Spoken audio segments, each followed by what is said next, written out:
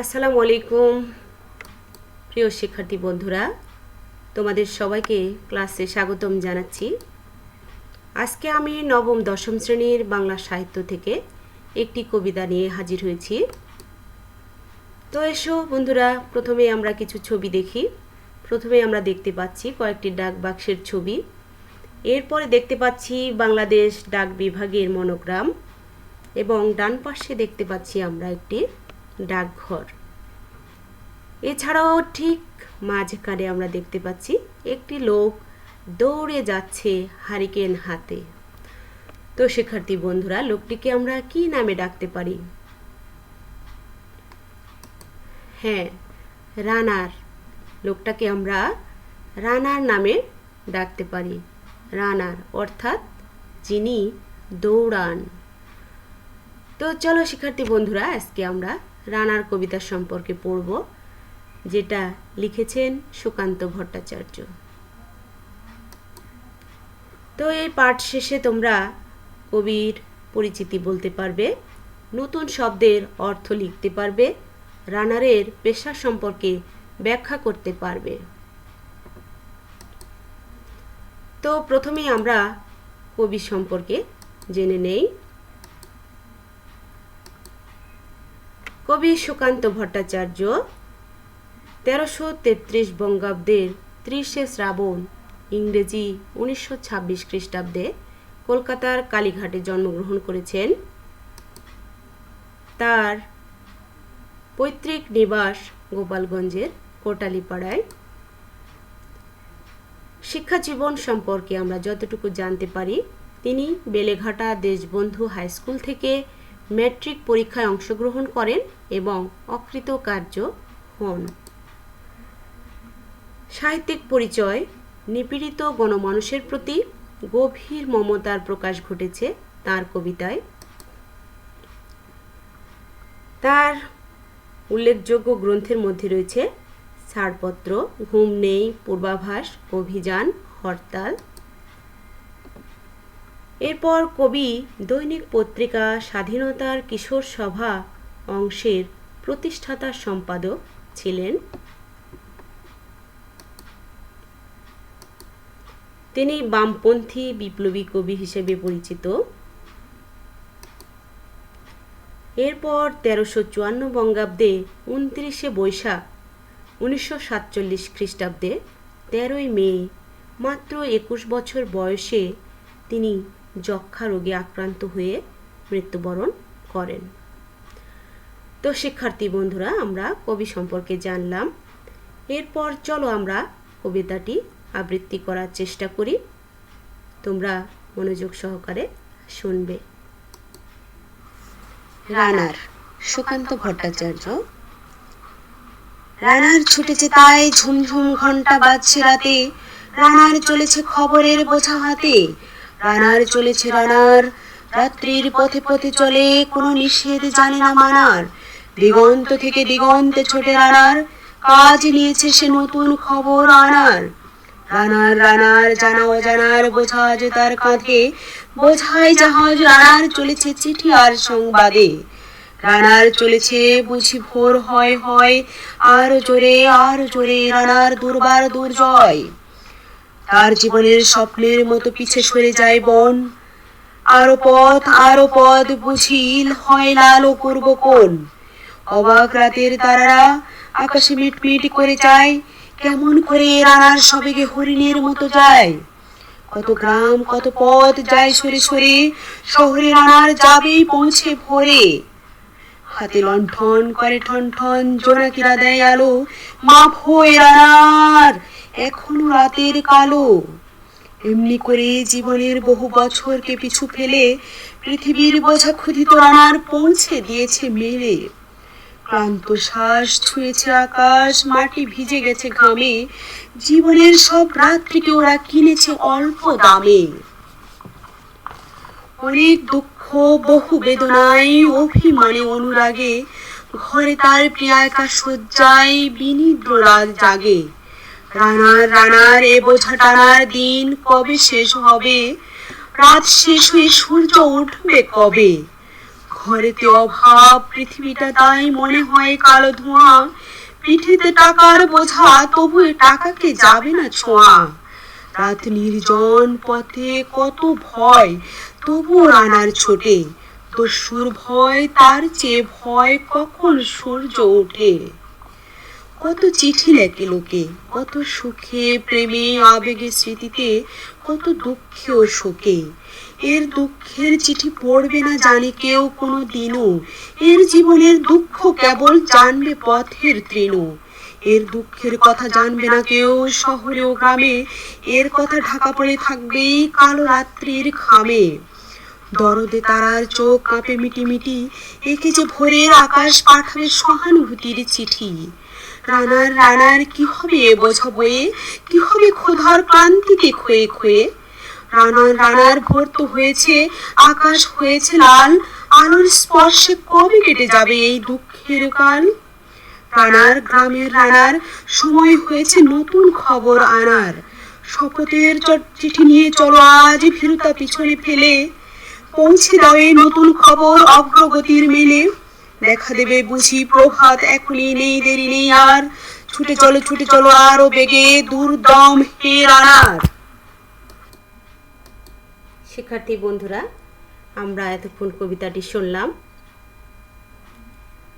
এবার কবিতায় আমরা নতুন কিছু শব্দ পেয়েছি, যেগুলোর অর্থ আমাদেরকে অবশ্যই জানতে হবে। তো প্রথমেই দেখি আমরা কি শব্দ। লণ্ঠন। লণ্ঠন শব্দের অর্থ হচ্ছে হারিকেন। এরপর রানার শব্দের অর্থ হচ্ছে এখানে ডাক হর করা। এরপরে ডাক শব্দের অর্থ হচ্ছে চিঠিপত্রাদি। এছাড়াও আরও কয়েকটি গুরুত্বপূর্ণ শব্দ রয়েছে, সেগুলো হচ্ছে মাভৈ। মাভৈ শব্দের অর্থ হচ্ছে ভয় করো না, ভীত হওয়ার কারণ নেই। এছাড়াও রয়েছে দুর্বার শব্দের অর্থ হচ্ছে যাকে নিবারণ করা যায় না। তো শিক্ষার্থী বন্ধুরা, আমরা শব্দের অর্থগুলো জানলাম। এরপর চলো আমরা পাঠ বিশ্লেষণে চলে যাই। তো প্রথমেই রানার ছুটেছে তাই ঝুমঝুম ঘণ্টা বাজছে রাতে, রানার চলেছে খবরের বোঝা হাতে। রানার চলেছে রাত্রির পথে পথে চলে, কোনো নিষেধ জানে না মানার। দিগন্ত থেকে দিগন্তে ছোটে রানার রাতের বেলা ঝুমঝুম ঘণ্টা বাজিয়ে খবরের বোঝা কাঁধে নিয়ে দূর দূরান্তে দিগন্ত থেকে দিগন্তে ছুটে বেড়ায়। সে কোনো নিষেধ মানে না, রাত্রির পথে পথে সে ছুটে চলে।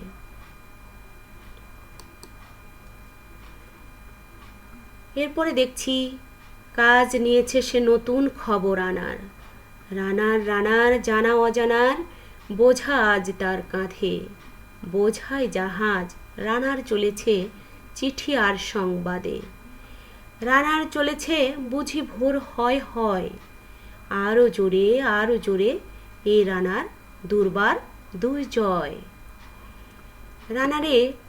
রানার যেন দায়িত্ব নিয়েছে সবার জন্য নতুন খবর আনার। সে জাহাজ বোঝাইয়ের মতো চিঠির বোঝা তার কাঁধে নিয়ে ছুটে চলে। সব সময় সে আশঙ্কায় থাকে যেন ভোর হয়ে যায়, কারণ ভোর হবার আগেই চিঠি তাকে পৌঁছে দিতে হয়। সে আশঙ্কায় থাকে না জানি ভোর হয়ে যায়, সেজন্য সে আরো জোরে দুর্বার গতিতে ছুটে চলে, এগিয়ে যায়। এরপর তার জীবনের স্বপ্নের মতো পিছে সরে যায় বন। আরো পথ বুঝি হয় লাল অপূর্ব কোণ। অবাক রাতের তারারা আকাশে মিটমিট করে চায়, কেমন করে রানার সবেগে হরিণের মতো যায়। রানারের নিজের জীবনের স্বপ্ন যেমন পিছে ফেলে আসে, ঠিক সে যখন দৌড়ে যায় তার পিছে বনের পর বন সেভাবে পিছে সরে যায়। সে শুধু আশঙ্কায় থাকে কখন না জানি লাল হয়, অর্থাৎ সূর্যটা উঠে যায়। তার মনে হয় আরও পথ, তাকে আরও জোরে যেতে হবে। এটা দেখে রাতের তারারা অবাক হয়ে তার দিকে চেয়ে থাকে আর চিন্তা করে এ রানার কিভাবে হরিণের মতো ছুটে যায়। হরিণের মতো বেগে সে ছুটে চলে। কত গ্রাম কত পথ যায় সরে সরে, শহরে রানার যাবেই পৌঁছে ভোরে। হাতে লণ্ঠন করে ঠন ঠন, জোনাকিরা দেয় আলো, মা ভই রানার এখনো রাতের কালো। তো রানার যখন দৌড়ে যায় তখন তার পিছে কত গ্রাম কত পথ পিছে ফেলে সে দৌড়ে যায়, কারণ তার একটি লক্ষ্য, সে ভোর হবার আগেই শহরে পৌঁছে যাবে। এবং সে লণ্ঠন অর্থাৎ হারিকেনের আলো এবং প্রাকৃতিক যে জোনাকির আলো, এই আলোতেই সে দৌড়ে যায় আর সে নির্ভীক চিত্তে এগিয়ে চলে।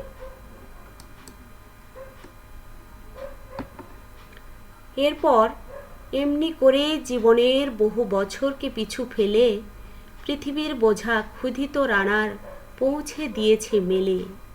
এভাবে সে বছরের পর বছর জীবনে কাটিয়ে দিয়েছে অন্যের খবর পৌঁছে দেওয়ার কাজে। কিন্তু স্বল্প পারিশ্রমিকে দরিদ্র রানারের ক্ষুধার্ত পেটেই সে দৌড়ে বেরিয়েছে পৃথিবীর সবার খবর পৌঁছে দেওয়ার কাজে। ক্লান্ত শ্বাস ছুঁয়েছে আকাশ, মাটি ভিজে গেছে ঘামে। জীবনের সব রাত্রিকে ওরা কিনেছে অল্প দামে। ক্লান্ত রানার যখন ছুটে চলে তখন তার শ্বাস যেন আকাশ ছুঁয়ে যায় আর তার মাথার ঘাম যেন পায়ে পড়ে যায়, মাটিতে ভিজে পড়ে যায়। কিন্তু এই যে পরিশ্রম, সমাজপতিরা কিন্তু অল্প দামে কিনেছে, অর্থাৎ স্বল্প পারিশ্রমিকে তাকে অধিক পরিশ্রম করিয়েছে। রানার রানার এ বোঝা টানার দিন কবে শেষ হবে? এখন প্রকৃতি, সবাই, রাতের তারারা সবাই তাকে রানারকে প্রশ্ন করছে, এ বোঝা টানার দিন তোমার কবে শেষ হবে? অনেক দুঃখে বহু বেদনায় অভিমানে অনুরাগে ঘরে তার প্রিয়া একা শয্যায় বিনিদ্র রাত জাগে। রানার যখন অন্যের সংবাদ বহনে ব্যস্ত, তখন তার প্রিয়া একাকী রাত্রি যাপন করে। অনেক দুঃখে বেদনায় অভিমানে অনুরাগে সে বিনিদ্র রজনী রাত একাই যাপন করে। এরপর রানার রানার এ বোঝা টানার দিন কবে শেষ হবে? রাত শেষ হয়ে সূর্য উঠবে কবে? ঘরেতে অভাব, পৃথিবীটা তাই মনে হয় কালো ধোঁয়া। পিঠেতে টাকার বোঝা, তবু এই টাকাকে যাবে না ছোঁয়া। রাত নির্জন, পথে কত ভয়, তবুও রানার ছোটে। দস্যুর ভয়, তারও চেয়ে ভয় কখন সূর্য ওঠে। কত চিঠি লেখে লোকে, কত সুখে প্রেমে আবেগে স্মৃতিতে, কত দুঃখে ও শোকে। এর দুঃখের চিঠি পড়বে না জানি কেউ কোনো দিনও। এর জীবনের দুঃখ কেবল জানবে পথের তৃণ। অল্প বেতনের রানার তার নিত্যদিনের চাহিদা পূরণ করতে পারে না। অভাবের তাড়নায় সে পৃথিবীটাকে তার কাছে যেন কালো ধোঁয়ার মতো মনে হয়। সে অন্যের মানি অর্ডারের টাকা পৌঁছে দেয়, কিন্তু সে টাকা সে ছুঁতে পারে না। নির্জন পথে রাতে দস্যুর ভয় রয়েছে, কিন্তু দস্যুর ভয় রানারকে পরাস্ত করতে পারে না। তার একমাত্র ভয় কখন সূর্য ওঠে, অর্থাৎ সূর্য ওঠার আগেই তাকে পৌঁছাতে হবে।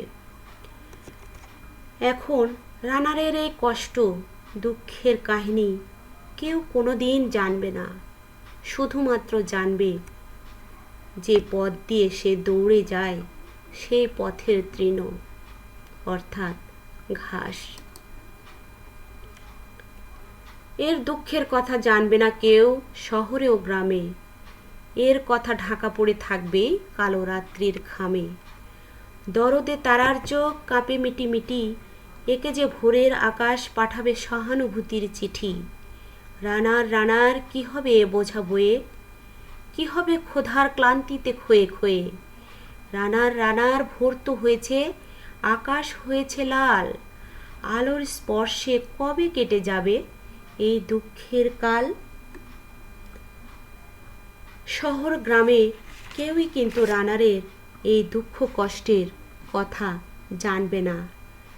রানার অন্যের খবর পৌঁছে দেয়, সুখ দুঃখের খবর এক জায়গা থেকে আরেক জায়গায় পৌঁছে দেয়, কিন্তু রানারের কষ্টের কথা কেউ বুঝতে চায় না বা জানতেও চায় না। রাত্রির কালো খামেই, অন্ধকারের খামেই যেন তার দুঃখের কথা ঢাকা পড়ে থাকে। তার দুঃখে প্রকৃতি অর্থাৎ রাতের তারারা মিটমিট করে কাঁপে। তাকে ভোরের আকাশ সহানুভূতির বার্তা পাঠায়। তাকে বলে, তাকে প্রশ্ন করে, কি হবে এ বোঝা বয়ে, কি হবে অভাব অনটনের ক্ষুধার জ্বালায় ক্লান্তিতে ক্ষয়ে ক্ষয়ে। এবং সেই প্রকৃতি তাকে বলছে, আকাশ লাল হয়েছে, অর্থাৎ নতুন সূর্য ওঠার সময় হয়েছে। তোমার দুঃখের দিন শেষ হবে কবে, প্রশ্ন করছে প্রকৃতি তাকে। রানার, গ্রামের রানার, সময় হয়েছে নতুন খবর আনার। শপথের চিঠি নিয়ে চলো আজ, ভীরুতা পিছনে ফেলে। পৌঁছে দাও এ নতুন খবর অগ্রগতির মেলে। রানার গ্রামে বাস করে। কবি দেখতে পাচ্ছেন রানারের দুঃখ কষ্ট লাঘবের সময় এসেছে, তাই তিনি বলেছেন নতুন খবর আনার সময় হয়েছে। তিনি রানারকে প্রতিবাদী কণ্ঠে শপথের চিঠি নিয়ে ভীরুতা ঠেলে সামনে এগিয়ে যেতে বলেছেন। যারা অল্প দামে তার কষ্টের রাতকে কিনে নিয়েছে তাদের মুখোমুখি হওয়ার আহ্বান জানিয়েছেন। প্রতিবাদের এই নতুন খবর রানারকে অগ্রগতির মেলে পৌঁছে দিতে হবে।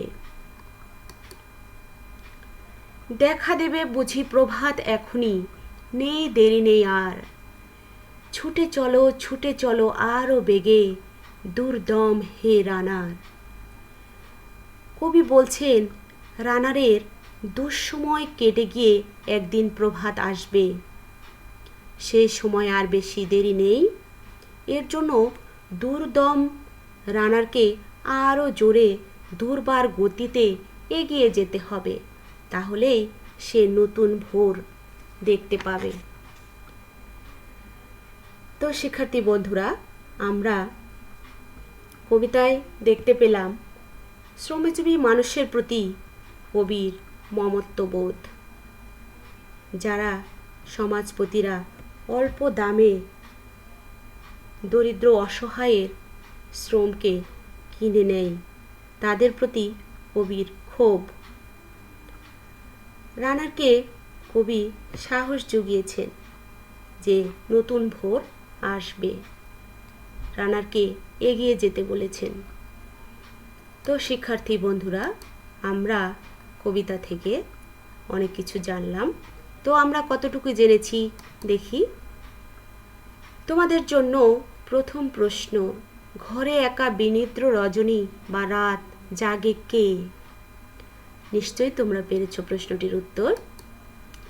এরপরে রানার সবেগে কিসের মতো যায়, এটিও তোমরা পেরেছো মনে হয়। এরপর ছাড়পত্র কাব্যগ্রন্থের রচয়িতার নাম কি? এরপরের প্রশ্ন হচ্ছে প্রভাত শব্দের অর্থ কি? তো শিক্ষার্থী বন্ধুরা, তোমরা নিশ্চয়ই এই 4টি প্রশ্নের উত্তর পেরেছো। তারপরও আমরা এসো তোমাদের উত্তরের সাথে আমার উত্তরটি মিলিয়ে নেই। 1 নম্বর প্রশ্নের উত্তর হচ্ছে রানারের প্রিয়া। 2 নম্বরের উত্তর হচ্ছে হরিণের মতো। 3 নম্বর প্রশ্নের উত্তর হচ্ছে সুকান্ত ভট্টাচার্য। আর 4 নম্বর প্রশ্নের উত্তর হচ্ছে সকাল। তো শিক্ষার্থী বন্ধুরা, এরপরে তোমাদের জন্য থাকছে বাড়ির কাজ। বাড়িতে অবশ্যই তোমরা কাজটি করবে এবং স্কুল খোলার পর আমাকে দেখাবে। তো তোমরা রানারের মতো তোমার এলাকার শ্রমজীবী মানুষের জীবন কাহিনী নিজের ভাষায় লিখো। এই কাজটি তোমরা অবশ্যই লিখবে, বাসায় বসে করবে এবং আশেপাশের মানুষের জীবনচিত্র লক্ষ্য করবে এবং প্রশ্নটির উত্তর লিখবে। তো শিক্ষার্থী বন্ধুরা, আজকের মতো এখানে শেষ করছি। সবাইকে ধন্যবাদ। ভালো থাকবে, সুস্থ থাকবে। আল্লাহ হাফেজ।